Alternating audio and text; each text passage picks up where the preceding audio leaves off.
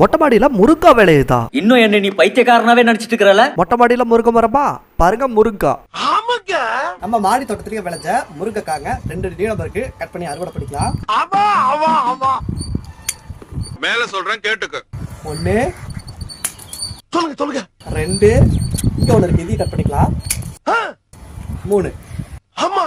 நாட்டு தக்காளிங்க இருக்கு, பச்சிக்கலாம். இது பாருங்களேன், நல்லா செக்க செவல்ல செடியிலேயே பழுத்துருச்சுங்க. ஏன் டயா? இதையும் கட் பண்ணிக்கலாம். 3 நாட்டு தக்காளிங்க. கொள்ளையா தக்காளி. பொறுமா பொறுமா பொறுமா. பாருங்களேன், செடியிலே இந்த மாதிரி பழுத்துட்டா காய் நல்லா இருக்குங்க. ஐயோ சனியன் தடவோட ஆரம்பிச்சிருச்சே. நீ பொட்டு வச்சு பூ வைக்காம போகாதையா. நெய் மிளகாய் 4 இருக்கு, அதையும் பறிச்சுக்கலாம். இந்த நெய் மிளகாயினுடைய ஸ்பெஷல் என்ன அப்படின்னா, இதை சமையல்ல பயன்படுத்தும் பொழுது நெய் வாசனை அடிக்குங்க. ஆஹா அடாடாடாடாடா. வார அறுவடை தக்காளி முருங்கா. என்னது இது? மீண்டும் சந்திப்போம்.